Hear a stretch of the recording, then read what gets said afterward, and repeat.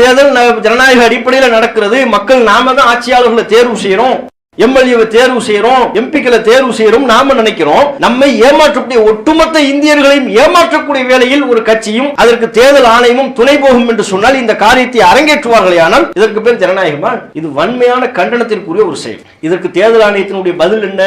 வரிக்கு வரி பதில் சொல்ல கடமைப்பட்ட தேர்தல் ஆணையம் ஒரு வரியில பதில் சொல்லுது, இதெல்லாம் பொய், அபிடவிட்ல போட்டுத்தாங்கன்னு கேட்கிறாங்க. இது எப்படி பொய்யாகும்? அவர் அந்த புகைப்படத்தோட ஆதாரங்களோட காட்டுறார். எல்லாமே தேர்தல் ஆணையம் கொடுத்த அந்த தரவுகளை முன்வைத்து இந்த குற்றச்சாட்டுகளை முன்வைக்கிறார், அடுக்குகிறார். கொஞ்சம் சில மாதங்களுக்கு முன்பு நீங்க பார்த்திருப்பீங்க, ஒரு பகுதியில் கவுன்சிலரை தேர்வு செய்வதற்குரிய தேர்தல் சீட்டை எடுத்து எண்ணுவாங்க. அதுல சிசிடிவி இருக்குது. சிசிடிவி இருக்கும் போதே ஒருத்தர் என்ன பண்ணாரு, சிசிடிவி பார்த்து அந்த சீட்டை ஒளிச்சு வைக்கிறது. காங்கிரஸ் கூட்டணி, இந்தியா கட்சி கூட்டணியில உள்ளவங்களுடைய சீட்டை ஒளிச்சு வச்சு பிஜேபி ஜெயிக்க வச்சார். அது நீதிமன்றத்துக்கு போனது. உச்சநீதிமன்றம் போய் கண்டனம் தெரிவித்து இது ஜனநாயக படுகொலை, ஜனநாயகத்தை குளிதோண்டி புதைக்கிறீங்க என்று கண்டித்தது. அதை விட பாரதூரமான செயல் இந்த இப்போது குற்றம் சாட்டப்பட்டிருக்கிற இந்த செயல்கள். மோடி பதில் சொல்ல மாட்டார். மோடி என்னைக்காவது பதில் சொல்லியிருக்கிறாரா? கூடிய விரைவில் வெளிநாட்டுக்கு போவார், அதான் நடக்கும். சுத்தி பார்க்கறதுக்கு வெளிநாட்டுக்கு போயிருவார். தேர்தல் ஆணையம் அதுவும் பதில் சொல்ல போவது இல்லை, ஏமாற்றிக் கொண்டுதான் இருப்பார்கள். உச்சநீதிமன்றம் தாமாக முன் வந்து இந்த வழக்கை முன்னெடுக்கணும். அன்புக்குரிய சகோதரர்களே, நேற்றைய தினம் எதிர்க்கட்சி தலைவர், காங்கிரசின் மூத்த தலைவர் ராகுல் காந்தி ஒரு பத்திரிகையாளர் சந்திப்பை நடத்தினார்கள். அந்த பத்திரிகையாளர் சந்திப்பிற்கு பிறகு ஒட்டுமொத்த தேசமும் அவர் பத்திரிகையாளர் சந்திப்பில் சொன்ன விஷயத்தை பற்றி தான் பேசிக்கொண்டிருக்கிறது. ஒரு 1.25 மணி நேரம் பத்திரிகையாளர் சந்திப்பு. தனி ஒரு நபராக நூற்றுக்கணக்கான பத்திரிகையாளர்களை முன்வைத்து அவர் சொன்ன விஷயம், நடந்து முடிந்த மக்களவை தேர்தலில் ஒரு மிகப்பெரிய ஜனநாயகத்திற்கு சிதைவு ஏற்பட்டிருக்கிறது. இந்த ஜனநாயக சிதைவுக்கு பாஜகவும் அதனோடு தேர்தல் ஆணையமும் கூட்டு சேர்ந்து இந்திய மக்களுக்கு துரோகம் அளித்திருக்கிறது. இதுதான் அவருடைய குற்றச்சாட்டு. பொதுவாக எதிர்க்கட்சி தலைவர்கள், ஏனைய அரசியல்வாதிகள் ஆளும் கட்சியை விமர்சனம் செய்வார்கள், ஆளும் கட்சியின் திட்டங்களை விமர்சனம் செய்வார்கள். ஆனால் நேற்றைய சந்திப்பு முழுவதுமாக தேர்தல் ஆணையத்தை விமர்சனம் செய்யக்கூடியதாக, தேர்தல் ஆணையத்தின் மீது அடுக்கடுக்கான குற்றச்சாட்டுகளை உரிய தரவுகளோடு, வெறும் சொல்லாக மட்டும் இல்லை, ப்ரொஜெக்டர் வச்சு அந்த ப்ரொஜெக்டர்ல தேர்தல் ஆணையம் வழங்கிய வாக்காளர் முகவரி, வாக்காளர் சம்பந்தமான தகவல்கள், அந்த தகவல்களை அடிப்படையாக கொண்டு என்னென்ன முறைகேடுகள் நடைபெற்றிருக்கிறது, இந்த முறைகேடுகள் எல்லாம் சாதாரணமான முறைகேடுகள் எல்லாம் மிகப்பெரிய ஜனநாயகத்துக்கு ஏற்பட்டிருக்கிற சிதைவு, இதை தேர்தல் ஆணையம் நடத்தி இருப்பது என்பது வன்மையான கண்டனத்திற்குரியது என்று இந்த 1.25 மணி நேர பத்திரிகையாளர் சந்திப்புல அவர் பல செய்திகளை சொல்றார். உண்மையிலே அந்த செய்திகள் அனைத்தும் உண்மையாக இருக்கும் பட்சத்தில் கடுமையான அதிர்ச்சி அளிக்கக்கூடிய செய்திகள் தான். சாதாரணமான விஷயங்களை அவர் சொல்லலை. போற போக்கில் எதிர்கட்சிங்கிறதுனால, எதிர்கட்சியா இருந்தாலே ஆளுங்கட்சி செய்யறது விமர்சனம் பண்ணுவாங்க, அப்படியான ஒன்று இல்லை. இது தேர்தல் ஆணையம் பாஜகவோடு கூட்டு வைத்து இப்படிப்பட்ட மோசடிகளை நிறைவேற்றி இருக்கிறது, இந்திய மக்களை ஏமாற்றி இந்த தேர்தலை நடத்தி இருக்கிறது என்பதுதான் அதனுடைய யதார்த்தம். என்னென்ன செய்திகள்லாம் ராகுல் காந்தி நேற்று சொல்றாரு, 1.5 மணி நேரத்தில் நிறைய செய்திகள் அவர் பட்டியல் போடுறாரு. அதுல கடந்த சில வருடங்களாகவே தேர்தல் ஆணையத்தின் செயல்பாடுகள் நம்பகத்தன்மை இழந்த நிலையில் இருக்கிறது. அது உண்மை. பல பகுதிகளில் தேர்தல் ஆணையம் பார்த்தீங்கன்னா, எதிர்க்கட்சி தலைவர்கள் எதையும் ஒரு கருத்தை பேசி அது விமர்சனமான அதுக்கு நோட்டீஸ் அனுப்புவாங்க, அதை வழக்க எடுப்பாங்க, அதுக்கு பதில் கேட்டுக்கிட்டு இருப்பாங்க. அதுவே பிஜேபியை சார்ந்த ஆளும் கட்சியை சார்ந்த அரசியல் தலைவர்களோ, ஏன் பிரதமரோ ஒட்டுமொத்த மக்களினுடைய மனநிலையை மாற்றக்கூடிய வகையில் அல்லது பொய்யான செய்திகளை சொல்லும்போது அதை கண்டுகொள்ளவே மாட்டார்கள். அப்ப ஆளும் கட்சிக்கு சாதகம், எதிர்கட்சிக்கு பாதகமாக நடந்து கொள்ளக்கூடிய இரட்டை வேடத்தை தான் தேர்தல் ஆணையம் செயல்பட்டது. அதுல எல்லாம் மாற்று கருத்தே இல்லை. அப்ப தேர்தல் ஆணையத்தின் சமீபத்திய செயல்பாடுகள் சந்தேகத்துக்குரியவையாக இருந்த நிலையில நடந்து முடிந்த மக்களவை தேர்தலில் பெங்களூர்ல காங்கிரஸ் ஜெயிக்கக்கூடிய நிலை இருந்தது. ஏன்னா சட்டப்பேரவை தேர்தலில் காங்கிரஸ் ஜெயித்து விட்டது. அதுல இருந்து சில மாதங்கள்ல தான் மக்களவை தேர்தல் அங்கே நடைபெறுகிறது. சட்டப்பேரவை தேர்தலில் காங்கிரஸ் ஜெயித்து ஆட்சி கட்டில் உட்கார்ந்து இருக்கிற நிலையில அந்த ஆட்சியின் மீது அதிருப்தி ஏற்படுவதற்கு பெரிய அளவுக்கு இடைவெளியெல்லாம் இல்லை. அந்த குறைந்த கால அவகாசத்துல மக்களவை தேர்தல் நடக்குது. அப்படின்னா காங்கிரஸ் தான் ஜெயிக்கும் எல்லா நிபுணர்களுமே சொல்றாங்க, கருத்து சொல்லிக்கிட்டு இருக்கிறாங்க. பார்த்தா காங்கிரஸ் குறிப்பிட்ட சில தொகுதிகளில் தோல்வியை தழுவுகிறது. இதை கணிசமான அவங்க கணித்த இடங்களில் வெற்றியை பெறலை. அப்ப இது எங்களுக்கு ஒரு சந்தேகமாகவே இருந்தது. பெங்களூர்ல அப்படி நடக்குது, மகாராஷ்டிராவில் இப்படி நடக்குது, இதெல்லாம் சொல்றார் ராகுல் காந்தி சொல்றார். நாங்கள் வெற்றி பெறுவோம், காங்கிரஸ் வெற்றி பெற்றே தீரும் என்று கணிக்கப்பட்ட, எல்லோராலும் கணிக்கப்பட்ட பல தொகுதிகளில் காங்கிரஸ் தோல்வியை தழுவுகிறது. அப்ப எங்களுக்கு ஒரு அதிர்ச்சியா இருக்கு, இங்க வெற்றி பெறுவோம்னு உள்ள கணிக்கப்பட்ட தொகுதி தோல்வியை தழுவுறோம், என்ன ஏதாவது ஒரு தொகுதியை நம்ம ஆய்வுக்கு எடுத்துக்கொள்ளணும் என்று அவர்கள் பெங்களூர்ல மத்திய மக்களவை தொகுதிக்கு உட்பட்ட மகாதேவ்புரா அப்படிங்கிற ஒரு சட்டப்பேரவை தொகுதி, அந்த ஒரு சட்டப்பேரவை தொகுதியை மட்டும் ஆய்வுக்கு எடுக்கிறாங்க. முழுமையான ஆய்வு, 6 மாத காலம் ஆய்வு செய்ததாக ராகுல் காந்தி சொல்றாரு. தேர்தல் ஆணையத்திடமிருந்து பேப்பரா எல்லா ஆவணங்களையும், வாக்காளர்கள் விவரம் எல்லாத்தையுமே, எத்தனை பேர் ஓட்டு போட்டாங்க, யார் யாரு, அவங்க அட்ரஸ், முகவரி எல்லாமே பண்டல் பண்டலா தேர்தல் ஆணையத்தில் கேட்டு வாங்கியாச்சு. அதே அடுக்கி வச்சிருக்கிற 7 ஃபீட்டுக்கு எங்களுக்கு 7 அடி உயரத்துக்கு பேப்பரா தந்திருக்கிறாங்க. நாங்க டிஜிட்டல்ல கேட்டோம் செக் பண்றதுக்கு, டிஜிட்டல்ல எங்களுக்கு தரல, கம்ப்யூட்டர்ல தரல, சாப்ட்வேரா தரல, பேப்பரா எங்களுக்கு தந்துட்டாங்க. ஒவ்வொரு பேப்பரையும் நாங்க செக் பண்ணணும், ஒவ்வொருவருடைய புகைப்படம் ஒரே மாதிரி இருக்கா இல்லையான்னு நாங்க செக் பண்ணணும், அட்ரஸ் செக் பண்ணணும். 6 மாத காலம் நாங்கள் எடுத்துக்கொண்டோம். இந்த ஒரு தொகுதியில மட்டும் 1,250,000 ஓட்டு போலி ஓட்டு அப்படிங்கிறாங்க. இந்த ஒரு தொகுதியை தான் நாங்க ஆய்வு பண்ணோம், வேறு விஷயங்கள் எல்லாம் நாங்க ஆய்வு பண்ணல. இந்த ஒரு தொகுதி ஆய்வு பண்ணதுல எங்களுக்கு தெரிஞ்ச விஷயம் என்ன, 1,250,000 ஓட்டு போலி ஓட்டு, திருட்டு ஓட்டுங்கிறார், ஓட்சோரி அப்படிங்கிறார். திருட்டு ஓட்டு நடைபெற்றிருக்கிறது. இப்ப இந்திய அளவுல உள்ள ட்ரெண்டிங்ல உள்ள வார்த்தையே ஓட்சோரி, திருட்டு ஓட்டு, கள்ள ஓட்டு போட்டிருக்கிறாங்க, திருட்டு ஓட்டு போட்டிருக்கிறாங்க. யாரு திருட்டு ஓட்டு போட்டிருக்கிறார்? தேர்தல் ஆணையமே இந்த திருட்டு ஓட்டை நடத்தி இருக்கிறது. மக்களினுடைய ஓட்டை, இந்திய மக்களின் ஓட்டை திருடி இருக்கிறது, இளைஞர்களின் ஓட்டை திருடி இருக்கிறது. ஒரு தொகுதியில மட்டும், மகாதேவ்புராங்கிற அந்த ஒரு தொகுதியில 1,250,000 ஓட்டு. இந்த திருட்டு எப்படி எப்படிலாம் நடக்குதுங்கிறத விவரிக்கிறார். 11,965 வாக்காளர்கள், அவங்களுடைய பெயர் 2 முறை வருது. 2 முறை வரலாமா? இப்ப நம்ம எல்லாம் ஓட்டு போட்டிருக்கிறோம், நீங்க எங்க இருந்தாலும் நீங்க ஓட்டு போட்டதா பதிவான டீட்டெயில் எடுத்து பார்த்தோம்னா ஏதாவது ஒரு இடத்துல தானே ஓட்டு போட்டிருக்க முடியும். 2 இடத்துல நீங்க ஓட்டு போட்டீங்கனால என்ன அர்த்தம்? அப்படி ஓட்டு பதிவாகுது என்று சொன்னால் அப்ப கள்ள ஓட்டு போட்டிருக்கிறார்னு அர்த்தம். கள்ள ஓட்டு போடுவதற்கு தேர்தல் ஆணையம் அனுமதி வழங்கி இருக்கிறது என்று பொருள்.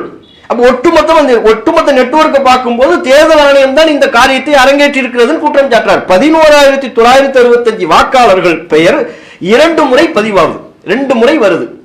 அப்ப இந்த 1,00,000 இப்படி டிவைட் பண்றாரு. இது 11,000 சொச்சம், 12,000 கிட்டத்தட்ட.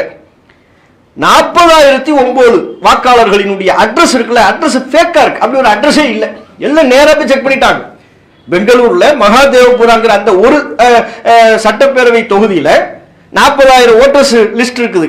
இவங்க ஓட்டு போட்டிருக்காங்க. சரி, 40,000 பேர் ஓட்டு போட்டிருக்காங்க, அவங்க அட்ரஸ் என்ன அப்படின்னு சொல்லி ஒவ்வொரு அட்ரஸையா போய் செக் பண்றாங்க. போய் செக் பண்ணி பார்த்தோம்னா 40,000 ஓட்டர்ஸினுடைய அட்ரஸ் வந்து ஃபேக்கா இருக்கு, அந்த அப்படி ஒரு அட்ரஸே இல்லை, அல்லது அந்த அட்ரஸ்ல அந்த ஆள் இல்லை. அப்ப 40,009 வாக்காளர்களுடைய முகவரி போலி. இது ஒண்ணா. அடுத்து 10,452 பேர், அந்த ஒரு தொகுதியில 10,452 பேருக்கு ஒரே அட்ரஸ். நம்ம எல்லாரும் ஒரு அட்ரஸ் கொடுத்தா என்ன வரும்? உதாரணத்துக்கு 10,452 பேருக்கு ஒரே அட்ரஸ். ஒரே அட்ரஸ்னா என்ன அர்த்தம்? ஒரு முகவரி கொடுத்திருக்காங்க, ஒரு முகவரியில 10,452 பேரா இருப்பாங்க, அப்படி இருக்க முடியுமா? அப்ப பல முறைகள்ல மெத்தட்ல 10,452 பேர் ஒரே முகவரி, அப்பதான் ஃபேக்னு அர்த்தம். ஃபேக்கா வந்து முகவரி கொடுத்திருக்காங்க. 4,132 பேர் புகைப்படம்னா சரியா புகைப்படமே இல்லை, பொருத்தம் இல்லாத புகைப்படம். பேர் ஒன்னா இருக்கு, புகைப்படம் வேறையா இருக்கு, புகைப்படம் ஒன்னா இருக்கு, பேர் வேறையா இருக்கு. நம்மலாம் ஓட்டு போட போகும்போது எத்தனை தடவை செக் பண்றாங்க, எவ்வளவு டெஸ்டிங் நடக்குது, எவ்வளவு பரிசோதனை நடக்குது. பேரு ஸ்பெல்லிங் மிஸ்டேக் கொஞ்சம் முன்பின்ன மாறி போயிருச்சுன்னா ஓட்டு இல்லைன்றாங்க, ஓட்டு போட போறவரை வெளியே அனுப்பி வைக்கிறாங்க. இப்படி இவ்வளவு கெடுபிடிகள் நடக்கிற இந்த சூழ்நிலையில எத்தனை பேர் 4,132 பேருடைய புகைப்படம் பொய்யா இருக்கு, ஃபேக்கா இருக்கு, தப்பா இருக்கு. பேர் ஒண்ணு இருந்துச்சுன்னா புகைப்படம் வேறையா இருக்கு, புகைப்படம் ஒண்ணு இருந்துச்சுன்னா அதுக்கு பொருத்தமில்லாத பேர் இருக்கு. அப்ப இப்படியான 4,132 ஓட்டு இந்த வகையில ஃபேக்கா இருக்கு. அடுத்து பாத்தீங்கன்னா வீட்டு எண்ணு, பல பேர் வீட்டு நம்பர், கதவு நம்பர் போடுவாங்க, டோர் நம்பர் போடுவாங்கல்ல, பல பேர் டோர் நம்பர் 0 அப்படின்னு போட்டிருக்காங்க. 0ன்னு ஒரு டோர் நம்பரா, 2ஆம் நம்பர் போடல. உதாரணமா 2, 23, 23B, 18A, இப்படி ஏதாவது நம்பர் இருக்கணும்ல. தேர்தல் ஆணையம் கொடுத்த லிஸ்ட் இதெல்லாம். தேர்தல் ஆணையம் பண்டல் பண்டலா கொடுத்துட்டாங்க. அது 6 மாத காலமா உட்கார்ந்து ஒவ்வொரு அட்ரஸையும் லட்சம், மொத்தமா ஒரு 6 லட்சம் ஓட்டு வருது மொத்தமா. 6 லட்சம் ஓட்டை தான் அவங்க செக் பண்ணிட்டு இருக்காங்க. செக் பண்ணதுல இந்த 1 லட்சத்தி சம்திங் ஓட்டு ஃபேக்கா இருக்கு அப்படிங்கறத கண்டுபிடிக்கிறாங்க. அதுல பல பேர் வீட்டு அட்ரஸ் என்ன கொடுத்துருக்காங்கன்னு பார்த்தா 0 0ங்கிற வீட்டு அட்ரஸ்ல எவனுக்காவது வீடு இருக்கா? அப்படி கவர்மெண்ட் வீடு ஒதுக்கி இருக்கா யாருக்காவது? அப்படி எவ்வளவு பெரிய தில்லுமுழு வேலையை பண்ணிருக்கிறாங்கன்னு ஆகுது. புரியுதா உங்களுக்கு? அப்ப 0ங்கிற வீட்டு முகவரியில பல பேர். இன்னும் சில அட்ரஸ், வாக்காளருடைய அட்ரஸ் பார்த்தா 1 பெட்ரூம் உள்ள வீடு. அந்த அட்ரஸ் அவங்க கொடுத்த அட்ரஸ் வந்து 1 பெட்ரூம் உள்ள வீடு. 1 பெட்ரூம் உள்ள வீட்டில் எத்தனை பேர் இருக்கலாம்? மொத்தமே 1 பெட்ரூம் தான் இருக்கு. அந்த வீட்டில் எத்தனை பேர் இருக்கலாம்? ஒரு 3 பேர் தங்கலாமா? சரி, ஒரு 5 பேரு, அதிகபட்சம் ஒரு 10 பேர்னு வைங்க. 1 பெட்ரூம் உள்ள வீடு முகவரி அட்ரஸ் இருக்கு. அந்த வீட்டையுமே பார்த்துட்டு வந்துட்டாங்க. அந்த அட்ரஸ்ல உள்ள வீட்டையுமே பார்த்துட்டு வந்துட்டாங்க, செக் பண்ணிட்டாங்க. அதான் நேரடி கலாய்வு தான். அந்த 1 பெட்ரூம் உள்ள வீட்டு முகவரியில 46 வாக்காளர்கள், 46 பேர் அந்த அட்ரஸை போட்டு ஓட்டு போட்டுருக்காங்க. நாங்க 46 பேர் இங்கதான் இருக்கிறோம். 46 பேர் அங்க தங்கவே முடியாது. 1 பெட்ரூம் உள்ள வீடு தான் அது. அப்ப 46 பேர் அந்த முகவரியை காட்டி ஓட்டு போட்டிருக்கிறாங்க. அது எப்படி அங்க 46 பேர் அங்க எப்படி தங்க முடியும்? சின்ன ஒரு 10க்கு 10 இடத்தை காட்டி நாங்க 46 பேர் அங்கதான் இருக்கிறோம்னா அது பொய்ன்னு தானே அர்த்தம். அதுல ஏதோ ஒரு ஃப்ராடுத்தனம் பண்ணிருக்கிறாங்க, மோசடி பண்ணிருக்கிறாங்கன்னு தானே அதனுடைய அர்த்தம். 46 பேர் அந்த வீட்டு அட்ரஸை காட்டி ஓட்டு போட்டிருக்கிறாங்க. ஒரு வாக்காளர், அவர் பேரு ஒரு ஊர்லயே 4 பூத்துல வருது. அப்படி வரலாமா? அதெல்லாம் கொஸ்டின் பண்றாரு ஒரு வாக்காளர். இப்போ உங்க பேரு அப்துல் ரஹ்மான், நீங்க இருக்கிறீங்கன்னா ஒரு இந்த பகுதியில தாங்கள் இந்த பகுதிக்கு உட்பட்ட ஒரு வாக்குச்சாவடி, ஒரு 8 வாக்குச்சாவடி இருக்குன்னு வைங்க. ஏதாவது ஒரு வாக்குச்சாவடியில தான் உங்க பேர் இருக்கணும். 8 வாக்குச்சாவடியில உங்க பேர் இருக்கலாமா? இருக்கக்கூடாது. இருந்துச்சுன்னா தப்பு, அது ஃபேக்கு, அது ஏமாற்று வேலை அப்படின்னு அர்த்தம். அப்ப அவர் சொல்றாரு ஒரு வாக்காளர் பேர் 4 பூத்துல இருக்கு. இன்னும் ஒரு வாக்காளருடைய பேர் பல மாநிலங்கள்ல, தமிழ்நாட்டில் இருக்கு, கர்நாடகாவில் இருக்கு, ஊபியில இருக்கு, இப்படி மகாராஷ்டிராவில் இருக்கு. இது மாதிரி ஒரு வாக்காளரின் பேரு பல மாநிலங்களில் இருக்கிறது. 70 வயசுக்கு மேல உள்ள சில வாக்காளர்கள் ஓட்டு போறது பார்த்தா அவங்கள முதல் தலைமுறை வாக்காளர். அப்பதான் ஃபர்ஸ்ட் ஓட்டு போட வர்றாங்க. 70 வயசு வரைக்கும் ஓட்டு போடாம இருந்தீங்க. 70 வயசுனா ஏறத்தால எவ்வளவு காலமா இருந்திருக்கிறாங்க. 70+ அந்த ஏஜ்ல உள்ளவங்க ஓட்டு போட வந்திருக்கிறாங்க. அந்த அட்ரஸ், இந்த வயசை காட்டுறாங்க. ஓட்டு போட வந்திருக்கிறாங்க. எப்ப ஓட்டு போறாங்க? இப்பதான் ஒரு முறை ஓட்டு போடுறாரு. அப்படின்னா இது என்னது? இதெல்லாம் பொய்யா இருக்க, ஃப்ராடுத்தனமா இருக்க. இது நடக்கு. ஒரு 1-2 வாக்காளருடைய தந்தை பேர் பாத்தீங்கன்னு வைங்களேன், DFI GOIDF. சின்ன பிள்ளைங்க நம்ம போனை எடுத்து திடீர்னு யாருக்காவது மெசேஜ் பண்ணா குண்ட டெக்ஸ்ட் போகும் தெரியுமா? ஒரு வாட்ஸ்அப்ல யாருக்காவது டைப் பண்ணி விட்டுருவாங்க. பார்த்தா பூன்னு ஏதோ இருக்கும்.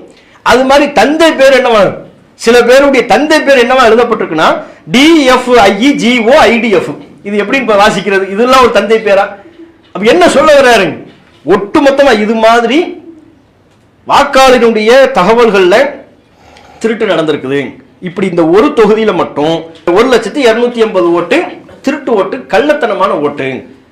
இத தேர்தல் ஆணையமும் பாஜகவும் இணைந்து இந்த கூட்டுச்சதியில் ஈடுபட்டிருக்கிறார்கள். இது ஜனநாயக சிதைவு, ஜனநாயகத்தை சிதைத்து விட்டார்கள், ஜனநாயகத்தில் படுகொலியில் தள்ளிவிட்டார்கள் அப்படிங்கிற ஒரு மிகப்பெரிய பாரதூரமான குற்றச்சாட்டை தரவுகளோடு ஆதாரங்களோடு முன்வைத்திருக்கிறார் ராகுல் காந்தி. நாடே அதிர்ந்து கொண்டிருக்கிறது. இது எவ்வளவு பெரிய ஏமாத்து வேலை. ஒரு தொகுதியில் இப்படி பண்ணிருக்கிறாங்கன்னா அப்ப ஓவரால் இந்தியாவில் எத்தனை தொகுதியில் என்னென்ன தில்லுமுள்ளு வேலைகளை இவர்கள் செய்திருக்கிறார்கள்? நாமெல்லாம் தேர்தல் ஜனநாயக அடிப்படையில் நடக்கிறது. மக்கள் நாம தான் ஆட்சியாளர்களை தேர்வு செய்யறோம், எம்எல்ஏவை தேர்வு செய்யறோம், எம்பிக்களை தேர்வு செய்யறோம் நாம நினைக்கிறோம். நம்மை ஏமாற்றக்கூடிய ஒட்டுமொத்த இந்தியர்களையும் ஏமாற்றக்கூடிய வேளையில் ஒரு கட்சியும் அதற்கு தேர்தல் ஆணையமும் துணை போகும் என்று சொன்னால் இந்த காரியத்தை அரங்கேற்றுவார்களே. ஆனால் இதற்கு பேர் ஜனநாயகமா? இது வன்மையான கண்டனத்திற்குரிய ஒரு செயல். இதற்கு தேர்தல் ஆணையத்தினுடைய பதில் என்ன? வரிக்கு வரி பதில் சொல்ல கடமைப்பட்ட தேர்தல் ஆணையம் ஒரு வரியில பதில் சொல்லுது, இது நீங்க அஃபிடேவிட்ல போட்டு தாங்க, இதெல்லாம் பொய், அஃபிடேவிட்ல போட்டு தாங்கன்னு கேட்கிறாங்க. இது எப்படி பொய்யாகும்? அவர் அந்த புகைப்படத்தோட ஆதாரங்களோட காட்டுறாரு. எல்லாமே தேர்தல் ஆணையம் கொடுத்த அந்த தரவுகளை முன்வைத்து இந்த குற்றச்சாட்டுகளை முன்வைக்கிறார், அடுக்குகிறார். அப்ப இதை தேர்தல் ஆணையம் உரிய விதத்தில் எதிர்கொள்ளல. தேர்தல் ஆணையம் இப்படிப்பட்ட பாரபட்சத்தோட கொஞ்சம் சில மாதங்களுக்கு முன்பு நீங்க பார்த்திருப்பீங்க, ஒரு பகுதியில் கவுன்சிலரை தேர்வு செய்வதற்குரிய தேர்தல் சீட்டை எடுத்து எண்ணுவாங்க. அதுல சிசிடிவி இருக்குது. சிசிடிவி இருக்கும் போதே ஒருத்தர் என்ன பண்ணாரு, அப்படியே சிசிடிவி பார்த்து அந்த சீட்டை ஒழிச்சு வைக்கிறது. காங்கிரஸ் கூட்டணி, இந்தியா கட்சி கூட்டணியில உள்ளவங்களுடைய சீட்டை ஒழிச்சு வச்சு பிஜேபி ஜெயிக்க வச்சார். அது நீதிமன்றத்துக்கு போனது. நீதிமன்றம் கடுமையான முறையில் உச்சநீதிமன்றம் போய் கண்டனம் தெரிவித்து இது ஜனநாயக படுகொலை, ஜனநாயகத்தை குழி தோண்டி புதைக்கிறீங்க என்று கண்டித்தது. அதை விட பாரதூரமான செயல் இந்த இப்போது குற்றம் சாட்டப்பட்டிருக்கிற இந்த செயல்கள். மோடி பதில் சொல்ல மாட்டார். மோடி என்னைக்காவது பதில் சொல்லியிருக்கிறாரா? கூடிய விரைவில் அவர் வெளிநாட்டுக்கு போவார், அதான் நடக்கும். எங்கேயாவது சுற்றி பார்க்கறதுக்கு வெளிநாட்டுக்கு போயிடுவார். தேர்தல் ஆணையம் அதுவும் பதில் சொல்ல போவது இல்லை, ஏமாற்றிக் கொண்டுதான் இருப்பார்கள். உச்சநீதிமன்றம் தாமாக முன் வந்து இந்த வழக்கை முன்னெடுக்கணும். ஜனநாயகத்தை காப்பாற்ற வேண்டும் என்று உச்சநீதிமன்ற நீதிபதிகள் நினைப்பார்களே, ஆனால் ராகுல் காந்தி சொன்ன குற்றச்சாட்டுகளை அவரே வழக்கு தொடுத்துருவார். இன்னைக்கு பெங்களூர்ல மிகப்பெரிய பேரணி, எதிர்கட்சிகள் சேர்ந்து பெங்களூர்ல மிகப்பெரிய பேரணியை நடத்த இருக்கிறாங்க. ஒட்டுமொத்த எதிர்கட்சிகளும் சேர்ந்து எதிர்வருகிற நடைபெற்றுக் கொண்டிருக்கிற குளிர்கால கூட்டத்தொடரில் நாடாளுமன்றத்தில் இதை பற்றி கேள்வி எழுப்பி விவாதம் செய்து ஆளும் அரசாங்கத்தை பதில் சொல்ல வைக்கணும். இது எல்லாவற்றையும் விட நாட்டின் ஜனநாயகம் காப்பாற்றப்பட வேண்டுமெனில், ஜனநாயகத்தின் மீது மக்களுக்குள்ள நம்பிக்கை, தேர்தல் முறைகளின் மீது மக்களுக்குள்ள நம்பிக்கை காப்பாற்றப்பட வேண்டுமெனில் உச்சநீதிமன்றம் தலையிட்டு தக்க தீர்வை இதில் ஏற்படுத்தணும். இந்த மோசடியில் தொடர்புடைய அனைத்து அதிகாரிகளும் நீக்கம் செய்யப்பட வேண்டும் என்பதை இந்த நேரத்தில் கேட்டுக்கொண்டு என்னுடைய உரையை நிறைவு செய்து கொள்கிறேன். வாஹுர் தாவான் அல்ஹம்துலில்லாஹி ரப்பில் ஆலமீன். அஸ்ஸலாமு அலைக்கும் வரஹ்மத்துல்லாஹி வபரகாத்துஹு. அல்லாஹு அக்பர். அல்லாஹ்